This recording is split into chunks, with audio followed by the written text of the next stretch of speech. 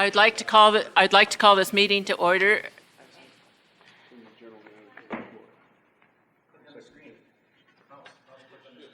Today is October 27th, and this is our monthly Board of Directors meeting. Just a reminder to folks, we are in the middle of our voting and our elections for new board members. The ballots went out on the 22nd, and they need to be completed by 4 p.m. on November 22nd. I encourage everyone to vote. This is your representation as to how the association is run. The votes will be tallied and counted on, will they be counted the 23rd, Vivian, or did I hear differently? 23rd. The announcement will be made on the 23rd on when the results are. So we'll know then when, who. The afternoon of the 23rd. I'm sorry. This is Vivian. The results of the election will be made public on the 23rd. The election committee will have to come in and count the paper ballots, which were, I believe there were 95 of them sent out this year. And anyone else that's having difficulty can stop by the office and obviously vote that way as well. Right. And if you missed the community candidates forum, it is available online for you to look at and hear the candidates speak, as well as their bios are out there. In attendance today, we have all 7 voting board members in attendance. We have staff members, Leslie Vanoff, our administrative assistant, Vivian Timian, general manager, Mike Triber, controller, Mike Roddy, director of golf and grounds. I finally got it right. And we have Mike Odell representing the ALC here today. We have Jason Rasmussen doing our video and mics for us. Oh, and we also have Rich Sandoval, our new IT director, in attendance. And thank you, residents, few that you are, thank you for attending. We appreciate it. We have minutes to approve of the September 23rd meeting. Do I have a motion to approve the minutes as submitted? I'll make a motion. This is Marty. I'll make a motion to approve the minutes as submitted. This is Rini, second. All right, does anyone have any corrections? In that case, I move to vote. All those in favor of approving the minutes, say aye. Aye. Aye. Any opposed? We are ready for the general manager's report if your mic is working. I'm sorry, who seconded the motion on the minutes? Rini. Thank you, Rini. I made the motion. Thank you, Marty. So, General manager's report. Go for it. Okay. We had a really good month in September, and actually, as many people know, we did delay the opening for the Tucson course to October 28th due to the fact that the cold weather and the seeds did not germinate as quickly. So they will be opening tomorrow. That next line is completely wrong, and I'll let Mike Roddy talk about how many annual players he has now, because this was actually written last week. So if you want to update them on how the annual players are coming along and all that good stuff. Yeah, we're off to a great start. We have 324 annuals signed up for the 2022 golf season. So certainly ahead of where we were at this point last year, which is encouraging. And we're working, number on preferred is about where we normally see it, a little less than 200. The afternoon monthly program during the winter months is basically waitlist at this point. And our new afternoon annual membership is currently at 27 for the afternoon program. So we're excited about where we sit right now with the new season starts on Monday. Thank you, Mike. I did want to point out the fact that when you do look at the financials for golf, the $75,000 for seed did not hit during the month of September. That will hit for this month to Simplot. So that check was, and they are better than budget right now at $218,000 year to date. We do expect that number to somewhat continue, but that $75,000 operational cost will hit next month. In terms of F&B, their year-to-date subsidy is still better than budget by $26,000. We are anticipating that number is also incorrect. We're actually anticipating a revenue of about $110,000 now. For October, things have really picked up. The winter visitors are back. I'm very pleased to say that we've actually hired 3 line cooks in October, and we have another one that we're interviewing at 5 o'clock tonight, and that will fully staff the F&B area. So we're pretty excited about that. We are opening up on Sunday evenings in November, and we are pushing the staff as well. We've hired 1 server and 1 busser so far for the front of the house, and I need 2 of each, and we will be fully staffed in the front of the house as well. People seem to be coming out of the woodwork right now looking for jobs, and I really can't explain why. I mean, even Mike's seen an increase. He's only down 2 people, and he was down 4 about 2 weeks ago. So the hiring has picked up quite a bit, and we're really pleased with that. So F&B doing well, golf is doing well, and the home resales continue to do extremely well. We've sold 121 homes so far. On the HOA, I did give if you take the roads out of the number, because it's like $650,000, we're better than budget, it actually brings that number down to $460,000 at 9/30. But here's where we're going. We are going to have heavy spending in the common area and facilities department due to shutdown activities. Admin spending is increasing due to IT activities as well. We're forecasting between $250,000 to $275,000. That'll be our bottom line for the year. We expect to come someplace in that range. So even though we're showing at $460 right now, I do expect those numbers to come down quite a bit. And obviously, golf is going to see a decline when that seed bill hits. So we're still doing very, very well. I'm really pleased with the performance of the entire staff. In terms of operations, I wanted to talk a little bit about what's happened in the last month. We still are doing a little bit of cleanup from storm damage. We do have buffalo grass seed removal going on right now in units 21, 12, and 8A. We have a couple of erosion issues we're looking at in Unit 21, and we will be addressing those issues within the next couple of months as well. I want to get that done before the end of the week. And obviously, the road work on Saddlebrook Boulevard and Ridgeview continues to go on. That will be completed, we're hoping, by Friday. Tomorrow is the last day of seal coating, and then we're just striping. We did stripe quite a bit today, but we need to complete that striping up. He'll be doing a lot of that tomorrow, and then he'll be back on Friday, because we do need to do the raised pavement markers, the things that reflect on the roads. So, and there's quite a few of those to replace, not only on Ridgeview, but also on Saddlebrook Boulevard. So they'll be busy on Friday. They may even be back out here on Monday putting RPMs down. On facilities during the shutdown, they did the main pool deck refinishing. The main pools and spa and the lap pools, the TDS was lowered, and we drained out the pools and put fresh water in the pools and rebalanced. The liquor room was expanded in the agave during the shutdown activities. The ceiling painting was completed for the upper level.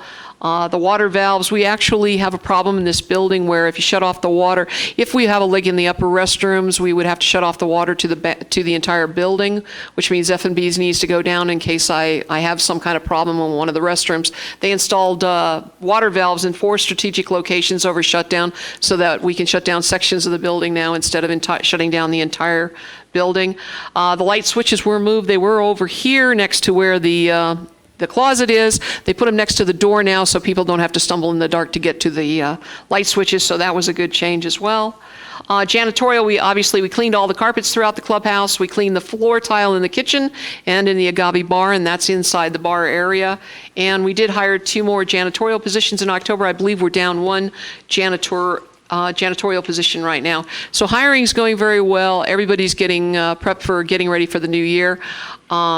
We've actually gotten off to a really good start in F&B as well. We have, I believe, already 60 single orders for Thanksgiving, and I believe they told me 28 family meals. So things are going well, and that's well in advance of the Thanksgiving holiday, so I think people are getting out there and ordering, and we do appreciate that.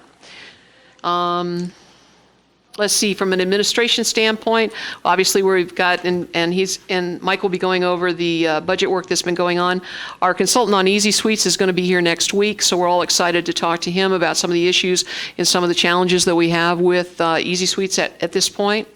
We are looking to identify a resource for the survey, and that is Jason's actually put the survey together for us, but we need somebody to analyze the survey, and we're working with the Long Range Planning Committee on identifying that resource.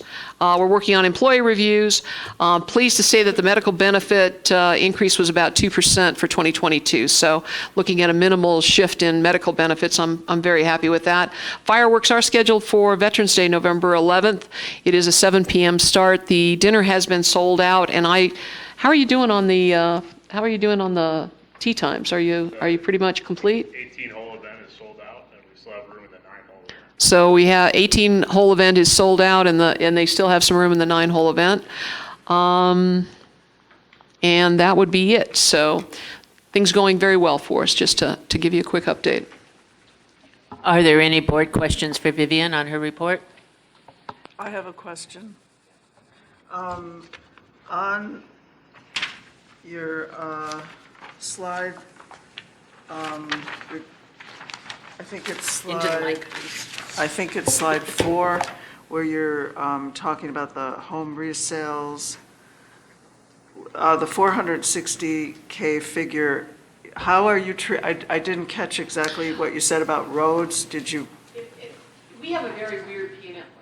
We have an odd P&L statement in the fact that, we have an odd statement, a P&L statement, in fact that we have a reserve item listed at the top. And the reason that is listed at the top is because we pay for the roads out on a cash basis. We don't accrue the roads. So, but to really look at what our operation is doing, what I like to do is take the roads completely out of the picture and say, okay, if roads weren't there, this is what we would have. So I'm just taking everybody else. So I just subtracted the road number from the bottom line. And roads are about, I think from yesterday, they're in the 500 range to 700 range. The total spending was 757 on the budget, but we've, Budget is 757. right, and we're going to end up spending about 650. And then, okay, just clarification. And then the Easy Suites consultant. Is there a line item in the budget for 2021 for that, or is Yeah, that just? it's called outside services, it's against admin, Okay, thank you. yeah. Okay. Mike, would you like to go ahead and do your report? Yes. Thank you, Shar. So September financial results. Just a quick update before I get into the numbers. On the ACH Easy Pay, we're up to 413 members that are utilizing the service, so that's going very well. I'm curious, do you have a split between HOA1 and HOA2? I do not. Vivian asked if there was a split between HOA1 and HOA2. I don't know what the breakdown is of the members that are using the service, but it's up to 413 as of today. Yeah. Okay. Looking at the financials, we had another good month, and looks good going into the fourth quarter of the year. As Vivian mentioned, we're better than budget on home resales. We're $114,000 better than budget on home resales year to date. We were just ahead of budget. We had 9 home resales in the month of September versus 8 budgeted. So hopefully that trend will continue through the end of the year, but in any case, we'll end the year better than budget on home resales. In administration, we're better than budget year to date by $65,000. A lot of that is labor. The biggest portion of that is labor. We continued it through the month of September to be better than budget on labor, so I anticipate that to continue through the end of the year. The 65 may get eaten into a little bit because of the other portions to that, but the two biggest components are labor and bad debt expense. And I've analyzed our receivables. We're not going to be increasing our bad debt, so we shouldn't see any increase to the bad debt expense figure for the year. Looking at the services, the largest components of that 16,000 are labor and then equipment and repairs and maintenance. The labor component may be maintained through the end of the year, but there is, as Vivian has already mentioned, we're going to have spending on various areas related to equipment, repairs, and so forth. So that number will get eaten into before the end of the year. The amenities are better than budget by $24,000. That's mostly utilities and also a little bit of labor in the fitness center. Questions on the administration and operations? Looking at golf, another very excellent month. First, I'd like to just note that net income was basically right on budget for the month. It was $48 worse than the budgeted figure, so that was a good outcome. Annuals came in $7,000 worse for the month, and that will continue. I've actually analyzed the amortization of the annual memberships through the end of the golf year, which is at the end of October. So the figure will also be $7,000 worse than budget for October. I anticipate at year end, annuals will end at $22,000 better than budget. Daily fees were a little bit worse in the month of September. That was mostly due to weather. They were $2,000 worse than budget. They're likely to be worse in October because of closure and things of that like. If we just project that number forward, we're going to end the year at least $20,000 better, somewhere in the neighborhood of $20,000 to $25,000 better on daily fees. It could go the other direction as well, but if I was just to look at the trend, at the $2,000 worse for September, then factoring that into the year end, I'd say it's going to be at least $25,000, $20,000 to $25,000 better. Other income, I don't have any reason to think that most of that services, and I don't have any reason to think that that number won't end at or near the $26,000 better that we are now.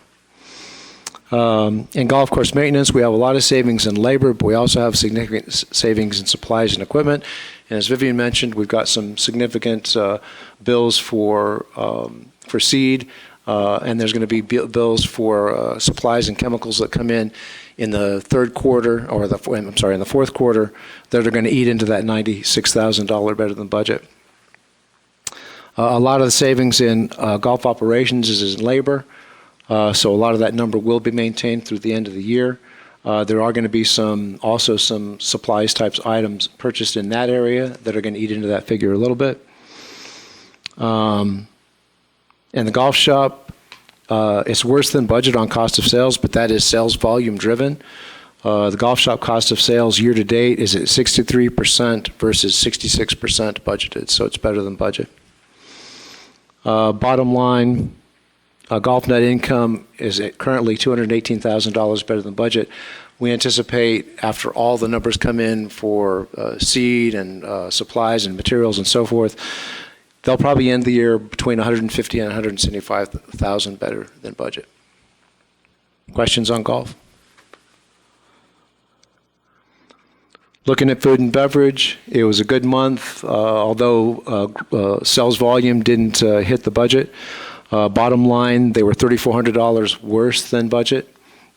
But on the expense side, cost of sales was 34% versus 35% budgeted, and year-to-date they're at 34% versus 35%. So their food and beverage costs have been maintained better than budget, and that's a good place to be going into the end of the year. Labor costs ran a little bit high for the month. That's largely because of the sales volume wasn't there. It was at 66% versus 63% budgeted. But year-to-date, they're right on budget at 64%.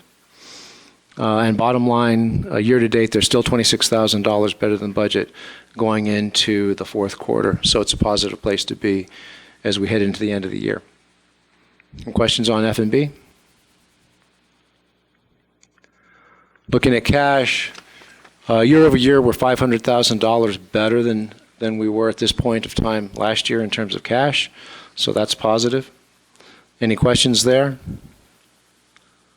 So let's take a look at... Have both yes. have the reserve fund and the capital fund both been funded for the year now, or do we still have funding to go into those? The replacement reserve has been fully funded for the year. Everything that we that we budgeted to be funded out of the community service fee has been transferred into the replacement reserve fund. Thank you. The capital improvement fund is not fully funded because we fund it through home resale fees. So I can't remember exactly. I think we've funded around 170,000 of that number, and you can see from just looking at the P&L that we're at $300,000 now in home resale fees. So as we get close to the end of the year, we'll go ahead and move money over. We may do it before that, but typically in December, we make one final transfer of funds out of operations and into the capital improvement fund when we know that we've got pretty much a final figure for home resale fees. Thank you, Mike.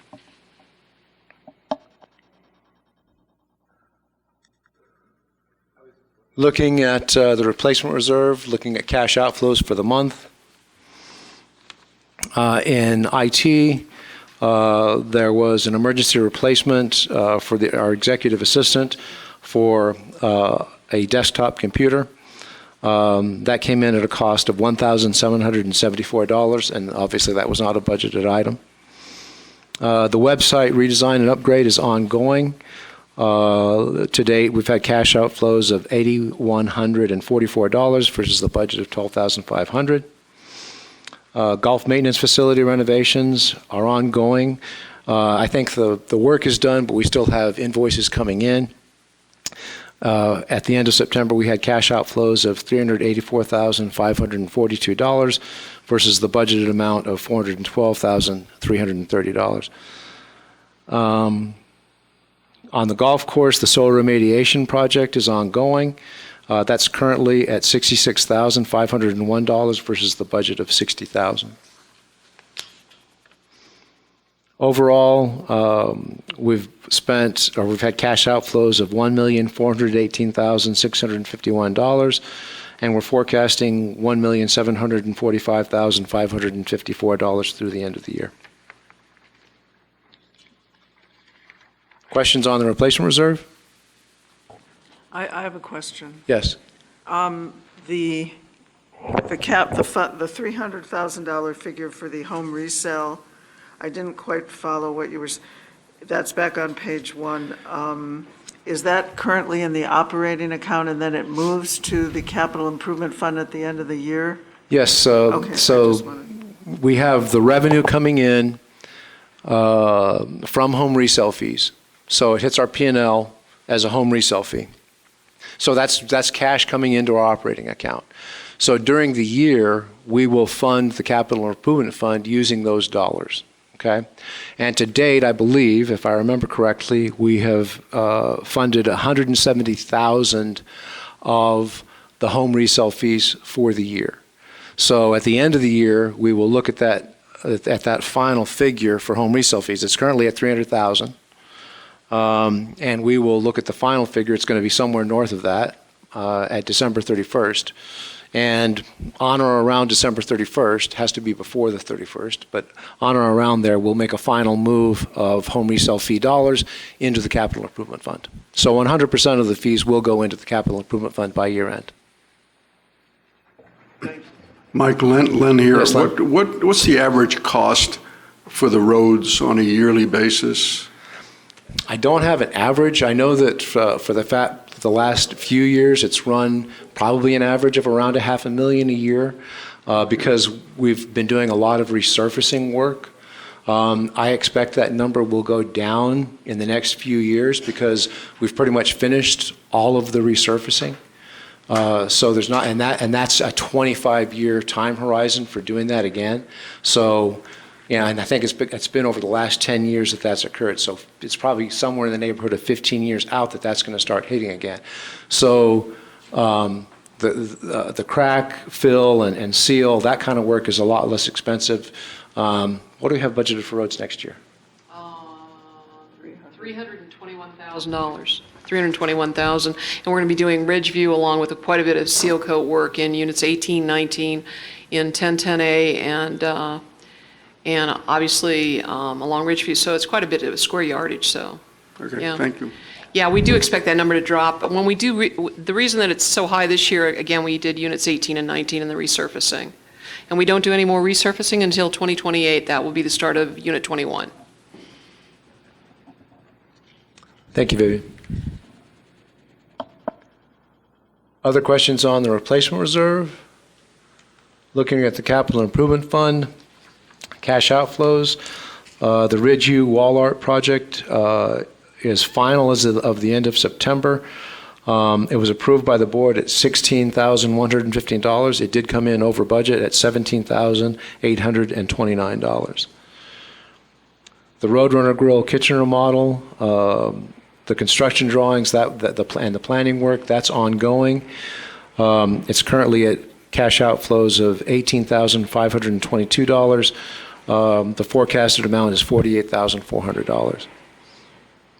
And on the golf course, the expansion of selected tee boxes and fairway bunkers is ongoing. It's budgeted at $75,000, and cash outflows through the end of September were $53,547. So to date, through the end of September, we've had total cash outflows from the Capital Improvement Fund of $174,182, and we're forecasting $288,083. No questions on the Capital Improvement Fund? Thank you.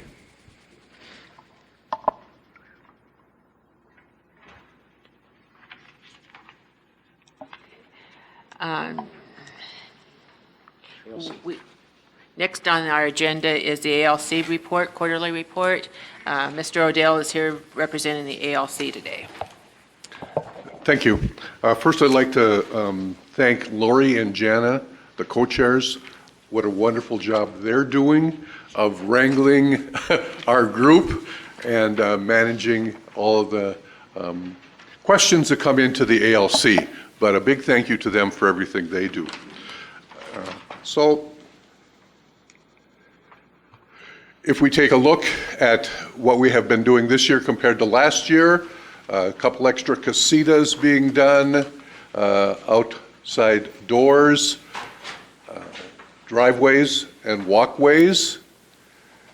Paint jobs are a little less than the past, as are landscaping. The miscellaneous items would include flagpoles, gutters, fire pits. Some people are working on water filtration systems and generators, and that's been a big issue for us to start discussing the possibility of more generators coming in. And so we have had extensive discussions about generators and making sure that the noise that those generators would create would not be any more than what an AC unit does. And we're finding right now that that's been the case, that they've done a great job with creating these generators for whole house generation of electricity. Moving on down, you can see that lots of people are doing ramadas these days. They're finding a way to spend their COVID money when they haven't been able to travel. So they have done a nice job of reinvesting in their homes. Solar is also pretty consistent. When you see the uptick in cactuses and trees, that's partially due to these. We have put a focus on going around to all of our units and making sure that everyone has a focal tree. And that's why we have a doubling of the focal tree stuff, walls and windows. So you can see we're up quite a bit, 30 approvals over the last year, and that's due to, I think, COVID. Any questions? The hotline and emails. We're getting lots of calls on the hotline. One of the things that drives that is people are asking questions about how do I need to apply for a permit for the items that they want to do. Questions on this slide? Yes, Mike, this is Rini. Yep. As far as the generators go, Yes. Is there any, have you had a problem with people going after generators that don't follow your guidelines, or are they, is there sort of the guidelines that the homeowner has because they're entitled? They, you know, a home generator is we cannot prevent that or deny that, correct? Correct, especially as a health issue. Right. But they must meet our guidelines. So if we can't deny it, but we can make sure that it follows our specifications. Okay. Now, are your specifications new then? Or you just follow whatever's the state/federal? Correct. Okay. Correct. And we have worked with HOA too and talked with them about what their guidelines are. And it's mostly the noise abatement stuff, and that all falls below the air conditioning things. and also location, so it's not obtrusive to the neighbors, things like that. When we talk about that, there have been 2, but we see that there'll probably be an uptick in that in the future. So that person going down to Home Depot buying a generator can come home with one that will not be satisfactory? I don't know about Home Depot, But but I do know that the people that have come to us have really done their due diligence Okay. and brought us great information. okay, so there hasn't been any that have been denied or? Not at this point. Not at this point. And as far as like the sightliness of it and the noise abatement, they have further work to add on to make that satisfactory to the The units ALC? themselves are quite compact, Mm-hmm. and they would fit our guidelines, and they have. Okay, that's good to know. Yeah, I would like to add here that I have had conversations with both Lori and Jana, and they are working on updating the ALC guidelines and rules to include specific guidelines for generators. And that will be coming, as soon as they get those guidelines written and through their committee, then they will go to rules and regs, and then they will come to the board. Yep, that's true. Yes, sir. Are these used for emergency generators or alternative to power? The 2 we've dealt with were alternative for people that have major health issues. Okay. And if they need to have that, that's it. I won't tell you the whole details. Where do they store the fuel for these generators? Because the last place I was at, this was a bigger problem than the noise. The fuel storage based on the fact that they They got to are, run on gasoline or something. yes, yep. So where do they store that? That would be a question I couldn't answer that right now. I don't know. The smaller ones are. You ought to think, Yeah. about that, because if it's in the garage, they got a big, and we have a problem.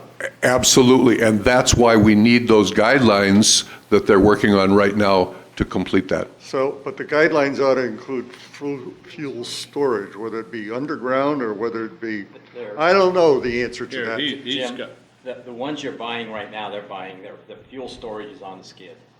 It's on the skid. They don't have outside tankage, unless you're gonna buy a big one. They're not meant to run for 24/7 for 3 months. No, they don't run 24/7. They are emergency use. Well, that's why I asked, if they were emergency, you said no, they were for, I asked for.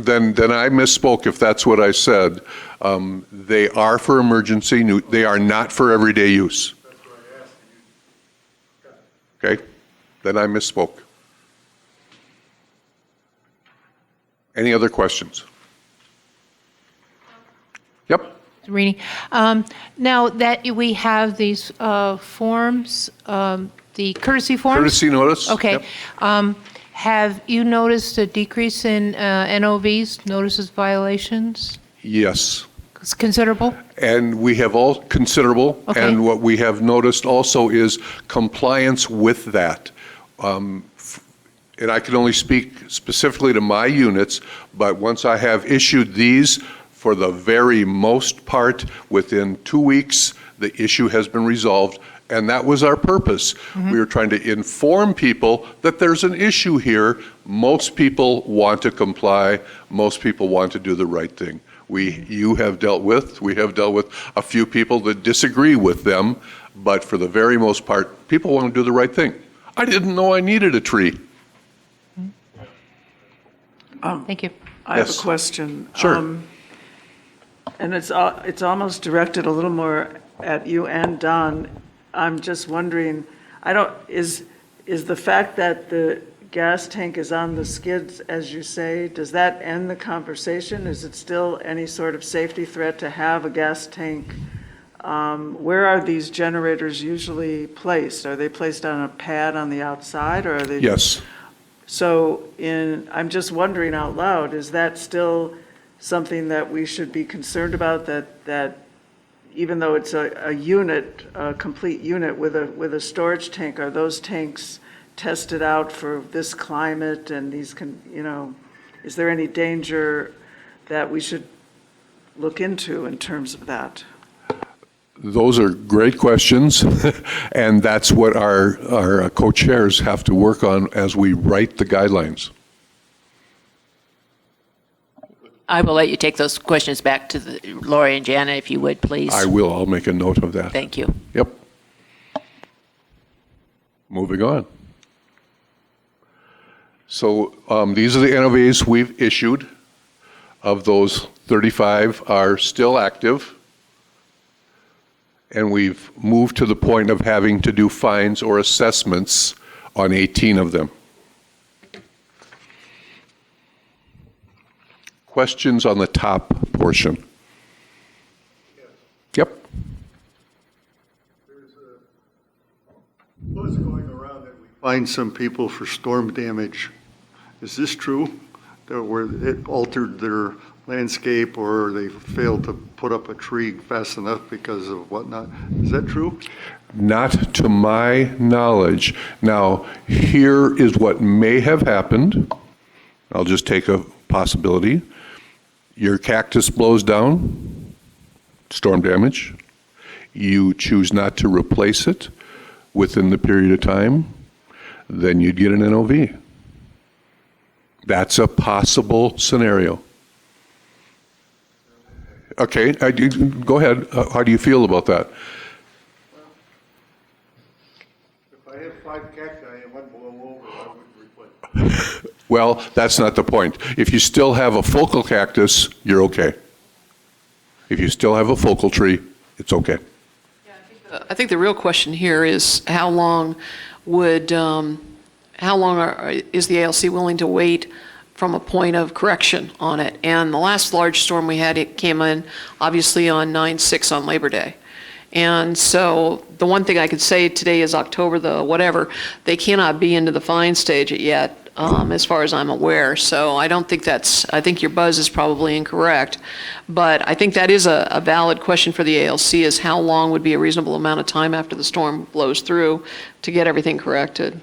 There'd be two scenarios, two possibilities. First of all, you'd get this, which gives you 21 days. 30 days. It's now 21. That has not been approved by the board. Okay, excuse me. All right, then it's still 30. Yeah, Great. that needs Thank to be you. 30. Okay, so Sorry. that's 30.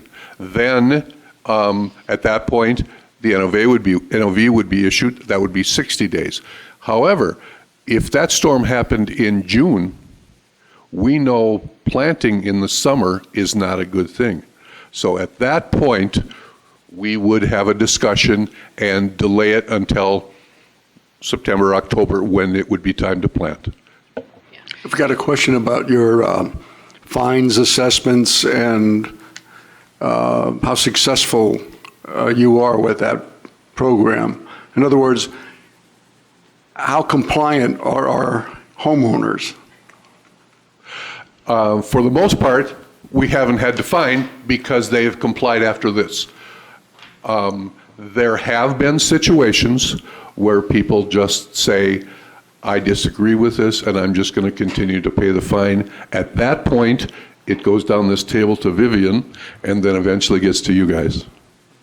So essentially, it's been very successful. We believe so. Okay, thank you. Vivian, you see like you get a lot of people coming to you? I know that we've had 4, is it 4 or 3? I think 3 have been overturned by an appeal. Otherwise, I think everything's gone through and people are just paying the fines.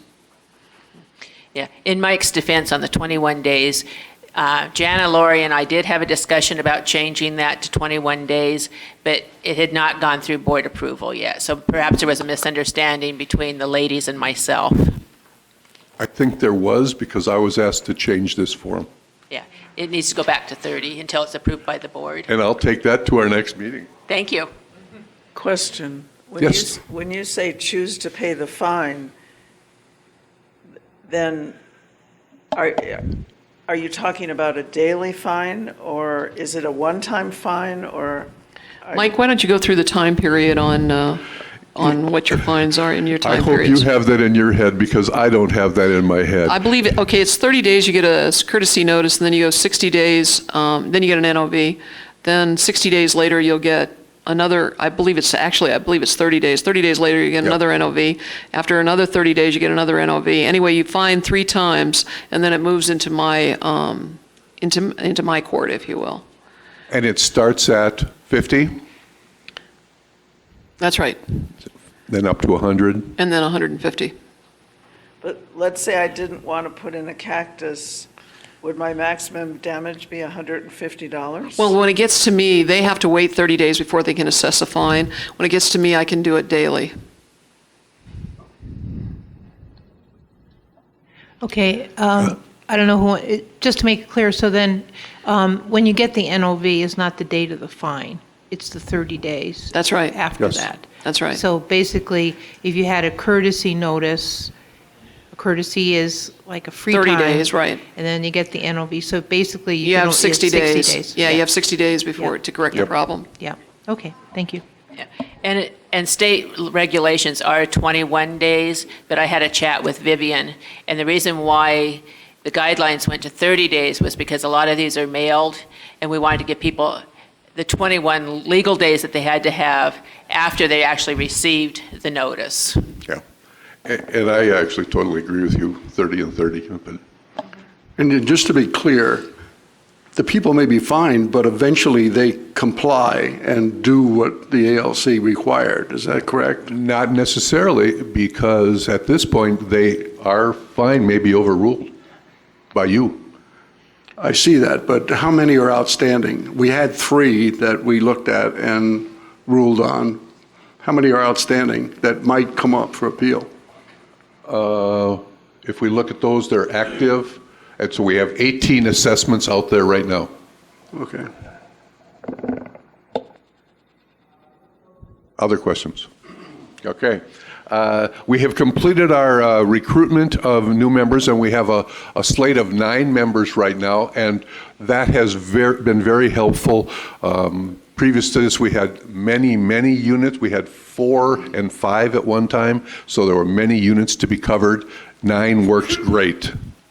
The courtesy notifications, I just wanted to talk a little bit about those. Mostly those have been for focal trees, air-conditioned screening. Okay. Those have been and weeds this summer. But the weeds, obviously, as we've gone by, the weed issue has passed a little bit. One thing that's not noted up here is we also have been doing quite a few, because we've had all these home sales, resales, we do the inspections for those as well. And that's been successful as well, to notify people as they buy a new house that they're not going to immediately be hit by, you need a focal tree. That should be the seller that gets that taken care of.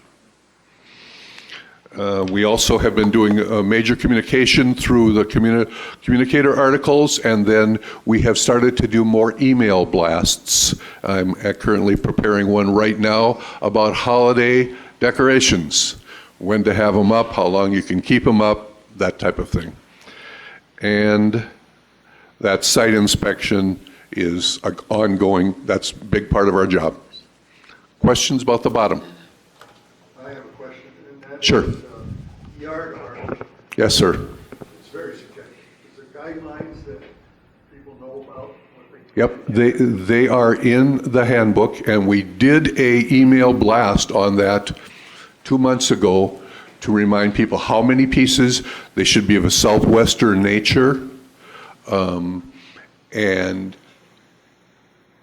so we do occasionally notify people of that, along with it being in the actual ALC guidelines. Mostly the yard art issues come from a neighbor complaining, and then we'll go inspect.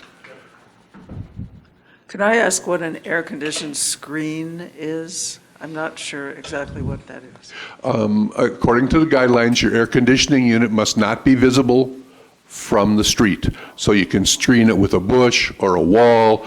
Got it, thank you. And that's looking straight on. That's been a big discussion. Where do you, and really, as our good friend and former chair, Bruce Byers, advised us, you park in front of the house, You look at the house. If you don't see the AC unit, it's okay. Don't go to the very end of the property and look around. Yeah, it's good faith. If they're making a good faith effort, we're good with that. We just want the community to look nice. That's our goal.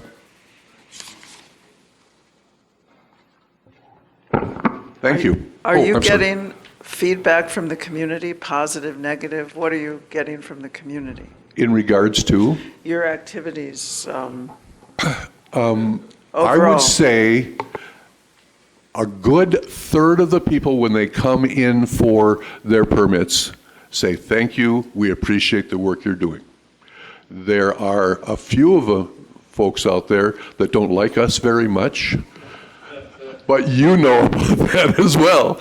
So I'd say by and large, people respect what we do and understand that we're a volunteer community group trying to keep the community nice.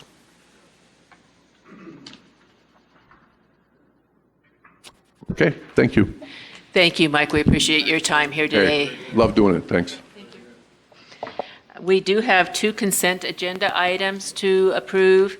The Finance Committee has recommended Bish Fleshman as our auditors for the 2021 financial statements.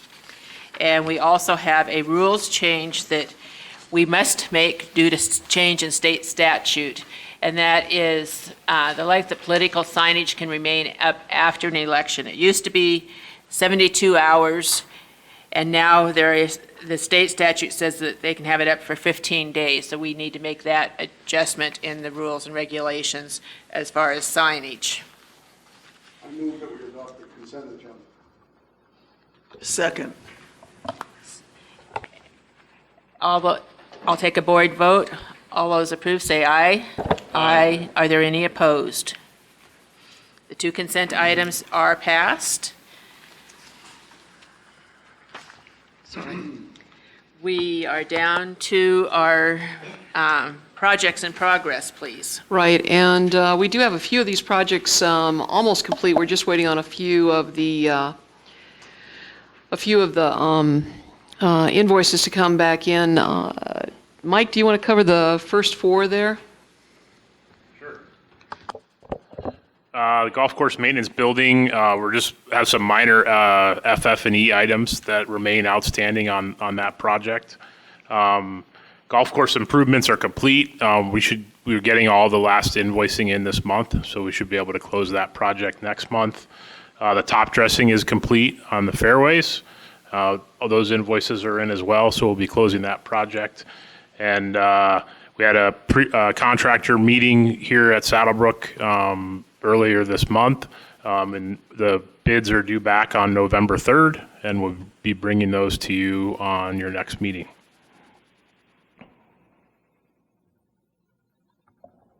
Okay, and on the seal coating for Saddlebrook Road in Ridgeview, we do anticipate finishing the project here in October or the 1st of November, so that will be completed in November, at the end of November. On the clubhouse interior design, we have had a problem with our interior design firm, and we are currently working through that issue. On the Roadrunner Grill kitchen architectural construction drawings, I believe they're almost complete and almost ready to go out for bid. Is that correct? The final drawings are due the end of October. So we should have, that project should be complete in November as well then. And the boiler replacement design, that we do have a final design, and the boiler design, or the boiler itself, will be coming to the board in November. So most of these projects will be running completed in another month. And I think that's all we have in terms of that. So where we go next is on the budget. Yes, thank you, Shar. So looking at the 22 budget and administrative fees, again, we're just reviewing this today. We're not reviewing it for approval. We'll look at that next month with the board. Administrative fees, as we've talked about before, the community service fee is going to be increased next year to $2,560. And that, along with the home resale fee, which just moves in concurrence with the community service fee, the home resale fee will also be going to $2,560. All of the other administrative fees remain the same. I'm not going to go through all of them. If the board has a question about any particular item, then I invite those questions. Other than CSF, anything else go up? No, only the community service fee. And the home resale fee. Well, yeah, the home resale fee. It moves in accordance with that. Yes. So the outside caterer fee, that's a new fee? No? No, that fee has been in place for some time. I'm not sure how long. Do you have an idea, Vivian? No, I don't. So what is it exactly? If you do have an outside caterer, you would pay that fee? $125 along with the 75. Okay. So a total of 200. That's right. Other questions on the first page? Next page, more of the fees, charges for printing, replacement of lost and stolen HOA charge cards, renter's cards, so forth. Any questions there? Those are all remaining the same. Mike, this Yes. is Rini.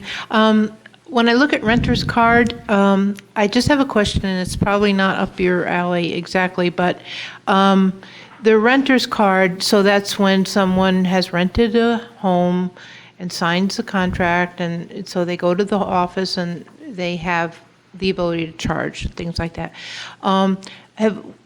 Now, last year, maybe it was longer ago, but when we worked with the minimum rental of, I think we have, 14 days? 14 days.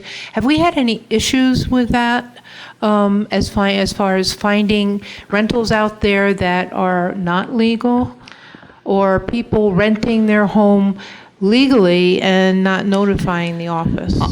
The only thing that I've find is casita rentals, and I have Okay. sent out a fine on a casita rental Okay. recently. Actually, I think it was within the last couple of months. Okay. So people who are renting their home, they're doing it on the up and up, and it's going through yes, as much as admin. we are aware at this point in time. Okay. Yeah. Yeah. And, yeah, I mean, because you see people on Nextdoor asking people if they'll rent their casita out. Yeah. Right. That's pretty, so, I don't know whether if it's just not that people don't have enough information or knowledge base to understand what's legal and what's illegal, and whether we need to make a. Right. The renter's card have an expiration date?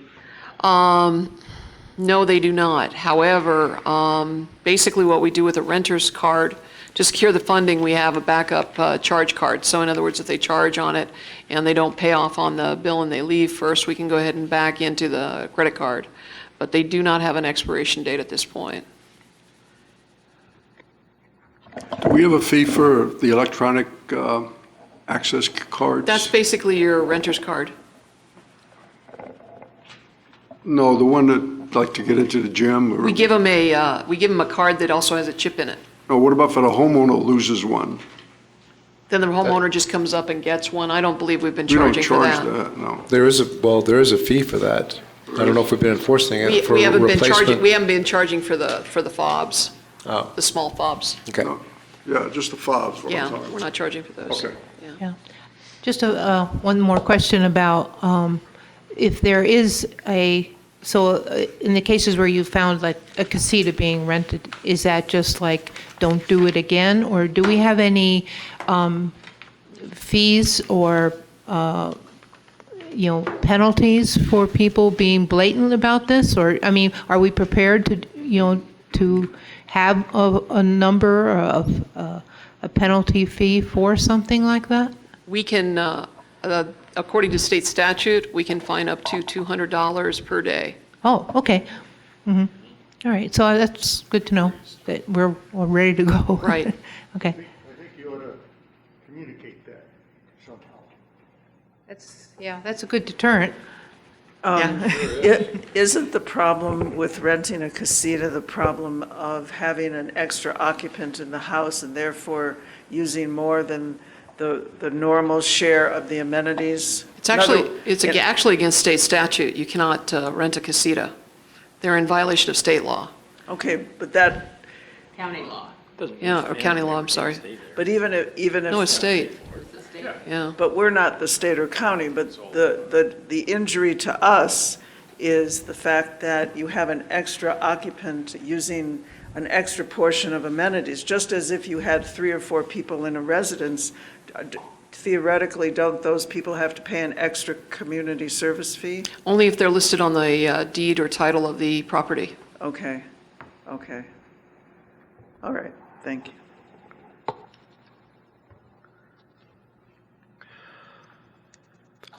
And finally, on the administrative fees, fax services and commercial rental rates for meeting rooms, the Vermillion Room, Tennis Center, Patio, and Activity Center. Those fees have all remained the same year over year. Are there any questions?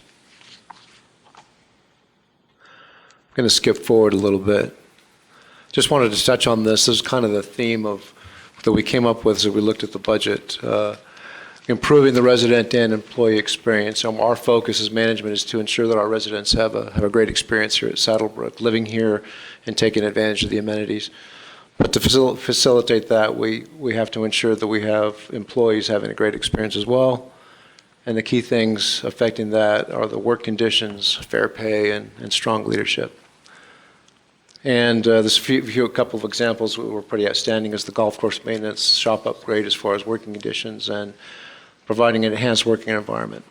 I'm not going to go into all the slides, but I do invite the board to ask any questions if they have them as I go through them. So going back, bottom line, again, we had a CSF increase of $77 to $2,560. That's what we're projecting for 2022.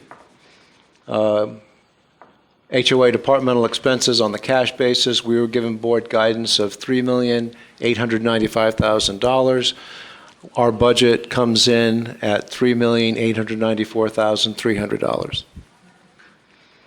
Golf net income on the cash basis we were given board guidance of $252,000. We're budgeting $252,600. And in food and beverage, we're projecting a subsidy on a cash basis of $250,000, and that's in line with the board guidance. And again, we presented the details of the budget at the October 4th budget hearings with the Finance Committee, and most of the members of the board were in attendance at that meeting. The board has the updated, detailed budget, and I would invite any questions that the board may have again as we're going through these.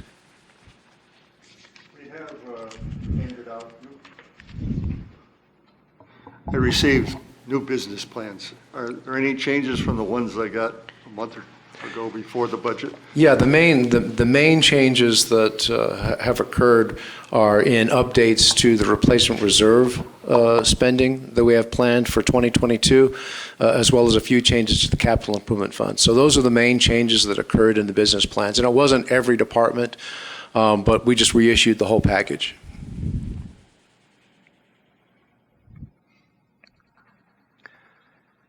Looking at the replacement reserve fund, the board guidance for the minimum fund balance was $2,330,000, and currently in the 2022 budget, we're looking at a balance of $3,196,767 in the replacement reserve fund at the end of 2022. Capital improvement fund, the minimum fund balance, the guidance was $790,000. We're significantly higher than that at $1,925,737. And again, the board was given the package that includes the detail of the spending in both the replacement reserve fund as well as the planned spending in the capital improvement fund. If there are any questions on that, I invite those at this time.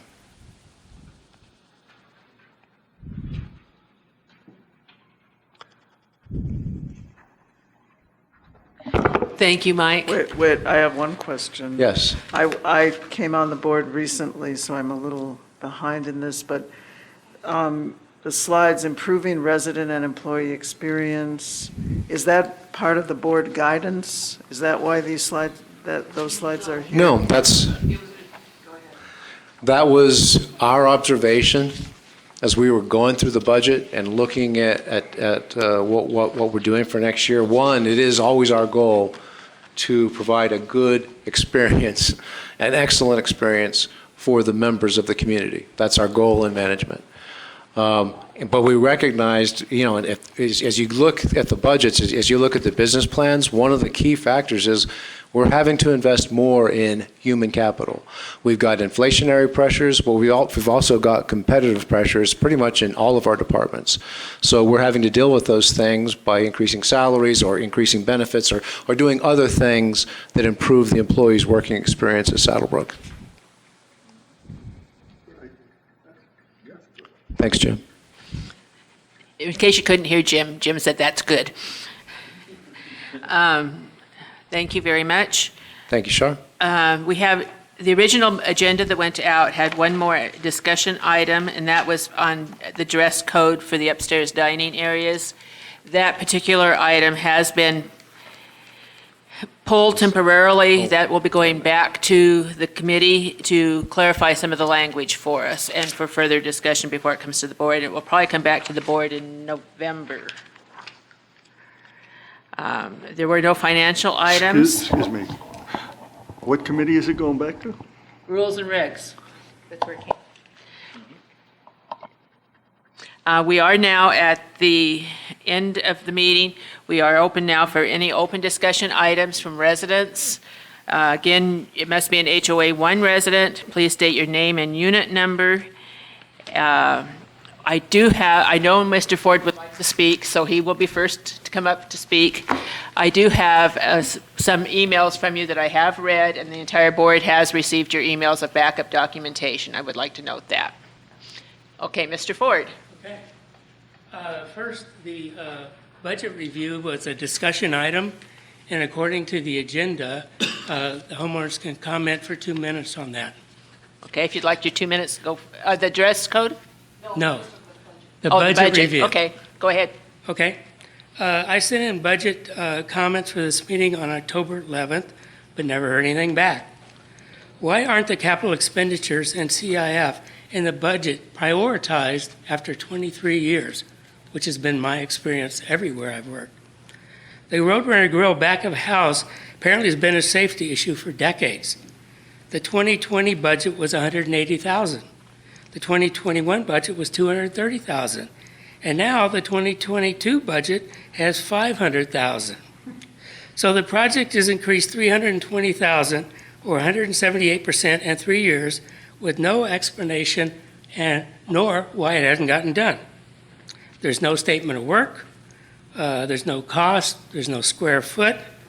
When are the homeowners going to get an explanation and a community meeting on the future of the Saddlebrook 1 buildings, reserves, and amenities to be competitive with all of our competitors? Why is there no competitive analysis on the board guidance, which are the key items? Golf, net income, food and beverage. Why doesn't the 22 budget indicate Saddlebrook 1 is not achieving its vision of being the active adult community of choice in Arizona? And according to 55 Places, Saddlebrook has fallen from number 1 to number 7 in Arizona and number 18 to 46 in the United States. What are the HOAs that are progressing, doing better than Saddlebrook 1, and where is the long-range plan to address? I love Saddlebrook, but the lack of strategic planning and competitive information to me is a needs improvement. Thank you for your comments. Okay. Did you have comments in for the open portion as well? Yes. Okay. Oh, I forgot one thing. You mentioned the interior design, and I went up to the clubhouse to look at the new tables, the $2,800 tables. Didn't look like they were there, and there were tablecloths on everything. That's correct. I will answer that question. The tables came in on October 18th. Management was there as well as some of our residents to look at those tables when they came in. They were damaged in shipment. we refused the shipment. And we are in process of discussing with our legal counsel as to what to do with the contract. Yeah, it's been a 13 year. months. Yeah, it's been over a year. And the second time that we've had to send tables back. I agree. Good afternoon, board members. Harry Ford, Unit 21, Lot 2. I sent in an additional group of comments on crime and safety, but never heard anything back. Today, I'd like to focus on the Saddlebrook 1 crime level, which is an F compared to the Pena County crime map that I easily found on the internet. In 14 years, I don't recall any major information from Saddlebrook 1 about crime and accidents statistics in the annual budget. Someone posted on Nextdoor about the new speed humps. There were 115 comments. The moral to this story is speed control devices work. $525 of rule violation fines for all of 2020 don't work. The city of Oro Valley, one of the safest in Arizona, has $125,000 of fines budgeted. Most of Oro Valley is an A or A plus crime level, like Gator Stone Canyon and our competitor Highland at Dove Mountain. Robeson put in speed tables in the preserve and the golf cart path years ago, and other speed enforcement zones. They work. In April 2021, the board published a stealth study of Saddlebrook Boulevard and review over 1.5 hours. Taking the results over 365 days, that would have been 31,000 violations. That's clearly not safe. When are the actual effective speed and controls going to be installed? Fry's Marketplace was coming in 5 years ago. Having an F crime level with no long-range plan or annual plan or mission and high-quality reporting is unacceptable. Any questions? As far as the safety issues, you did provide the board with the website that you used to give the crime information. Yes. And I noted that you had put in Catalina. If you put in just Saddlebrook, you get drastically different results. No, I put in Saddlebrook. Because if you put in Saddlebrook, what I got was that we're 56 and 54% better than the national average on crime, and we have an A rating.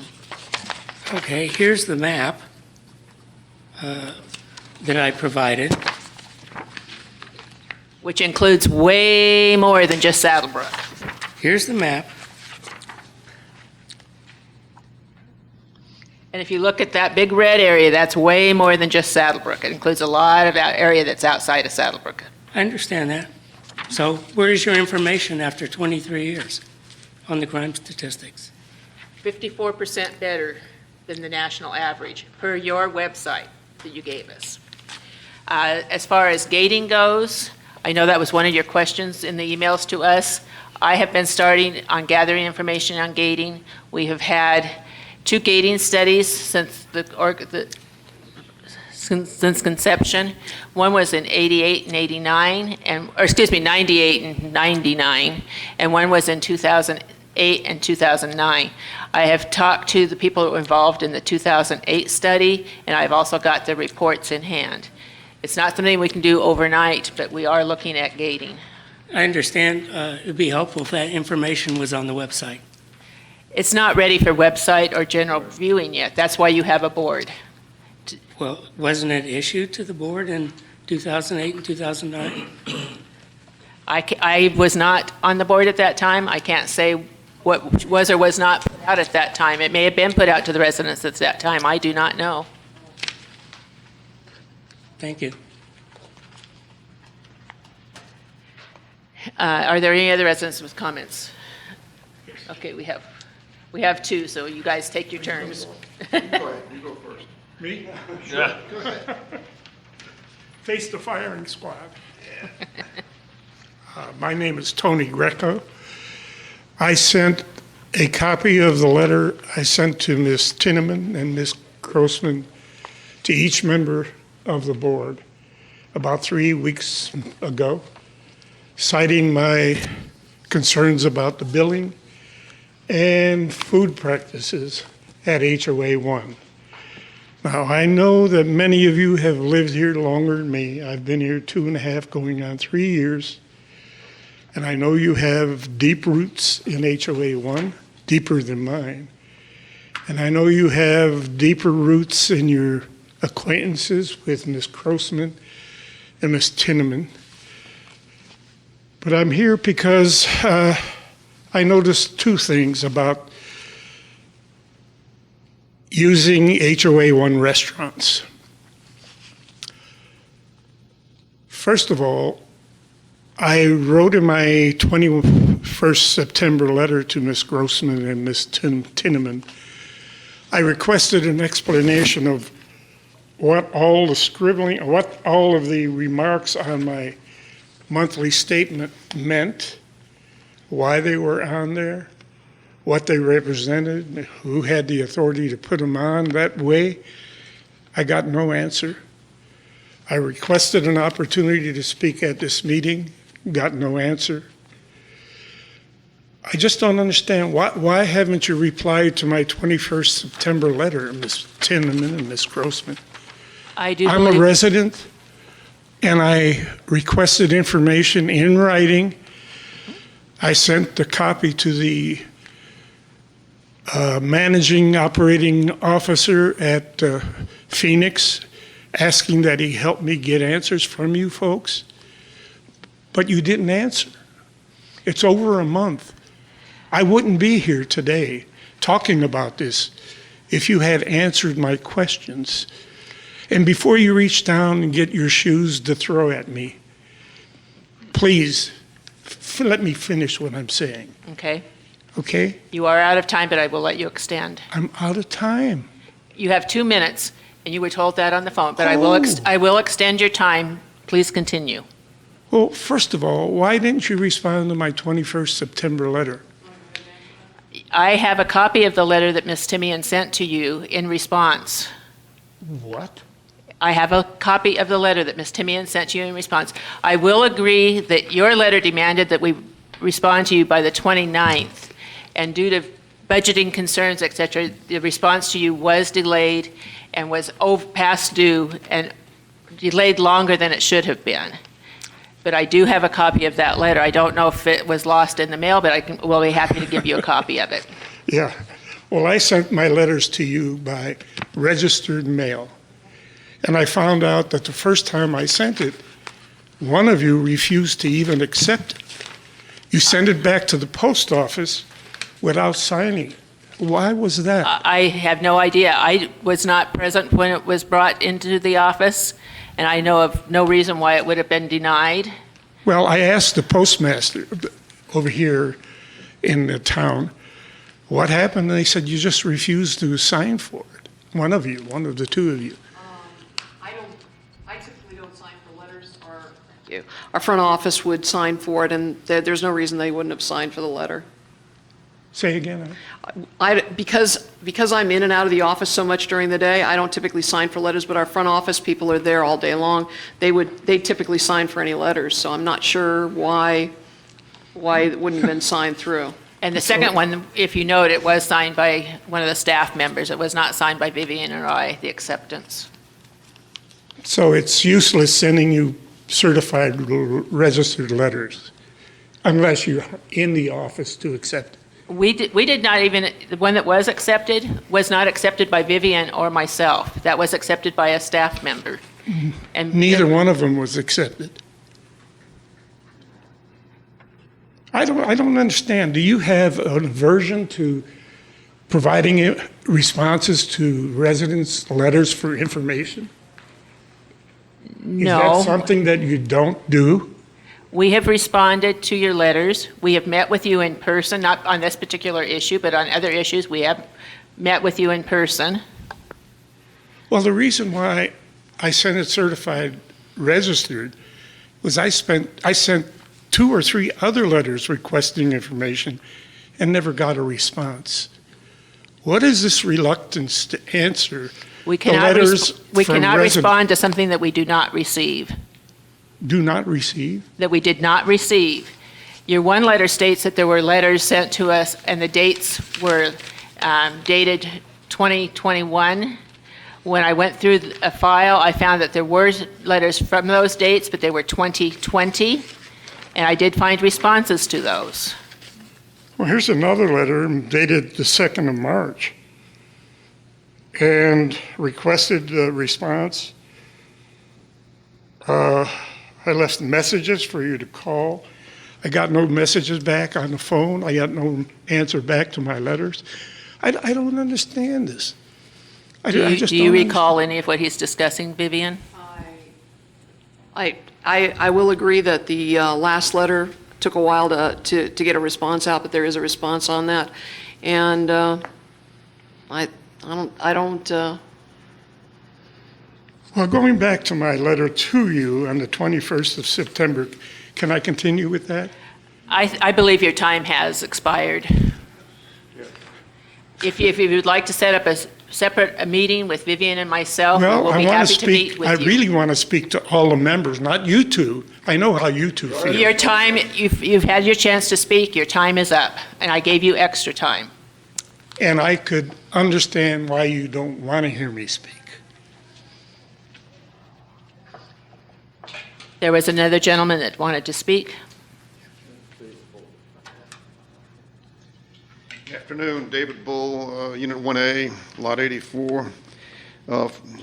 First, I want to ask questions of Mike Odell. First of all, thank you for your volunteer service. I served on the ALC for about a year or so, and I know what you go through. So, you had a big increase in the hotline calls. Why was that? I believe I explained a little bit about it. It has to do with the fact, first of all, that a lot of people are asking questions about building new casitas, about building, how they go about getting permits, and then we had lots of calls in response to what that meant. Okay, all right. It's just a big increase. Yes, it I know you was. said they're asking, how do I fill out a permit? But it's got to be more than that. No, it's not just filling out a permit. Okay, generators, is a county permit required for that? Yes. And does that require an electrician or a plumber? To install? To install, yeah. I believe so. Now, I'm not totally averse with zoning county, requirements. the zoning requirements for the county. Yeah. But yes, it is. Okay, it's like a Kiva stove outside or something gas-fired, they usually need a county permit. They need a county permit. And a contractor to put it in. Isn't there a choice between gasoline and natural gas? Yes. Yeah, okay. And I didn't quite understand, the fuel is on the skid. What do you mean, on the platform that it comes with? The ones you're going to buy down at Home Depot or any of those, it sits on a skid. Someplace on that skid is a tank, whether it's a gallon, 2 gallons. Or I'm thinking like a lawnmower, you have your gas tank on the Yes. mower. But then you got to fill it when it runs out. Yes. So I think the question really is, where do you store your 5-gallon jerry can? That's the real issue, I think. I mean, No outside. different than the golf carts that are engine, Gas. you score, yeah, they But I store think, gasoline in their garage. Yeah, I think Jim's issue was you don't want a gas tank in your garage. I mean, HOA 2 had it was a battery issue, but a garage burned down. I saw it. It was pretty bad. Anyway, interesting that this is coming up. It's like years ago we faced the solar panel issue. Correct. And that was scratching our heads. Do you at all track the courtesy notifications, the orange form? We all do. All right, could you maybe next time you do a presentation, track those and the number responded or resolved? We can ask for that data. Each of our members keeps their own file as to how many they've issued and then their responses to that, but we can ask for a collection of that. Just interested, how effective is this program? It's kind of a new program, and is it really working? And you could give us some numbers to, so we could see how it's going on. Absolutely, we could look at that. And then now, Mike Triber, you're on the hot seat here. Really, my question really is on the budget 2022, the replacement reserve, the capital improvement, the board guidance versus your projection. It's like $1 million more. I mean, how did you gain all that money? Maybe our $77 is too much for the increase. I'm kidding, no. Yeah, well, so what is your question then? All right, you went from, okay, I lost my page on that. You're talking about the capital improvement fund? Capital improvement having- went from having- 790 up to $1 million something, and Okay, so- replacement reserve was over $1 million more. I Okay, mean, so, I'm not privy to the difference. right. So, a couple of months ago, when we were formulating our 10-year projection, which is the basis for the board guidance, the board comes back to us with guidance based on that Right. 10-year financial projection, which includes a good look at next year, at least a preliminary look at what the next year's budget is going to look like. At that time, we had the Roadrunner Grill back of house, which is budgeted at $500,000. That was in the capital improvement fund. We moved it from the capital improvement fund into the replacement reserve fund because it really is more properly characterized as a replacement reserve item as opposed to a capital item. So we moved it over. So that was $500,000. There was another $400,000 that was in there for the front of the house in the Roadrunner Grill. We've removed that completely because we do not anticipate a scenario where we're going to be able to do that in 2022. So we moved that out of the budget. So it's out, yeah. So that That's was a the gain. biggest change to the capital improvement fund. The Roadrunner Grill basically was it. Okay. $900,000. So that made a significant difference. All right, it was good to see. Good to see we got an improvement. All right, thank you. Thank you. Thank you, Mr. Bull. Any other resident questions, comments? Anything else the board would like to add? In that case, this meeting is adjourned.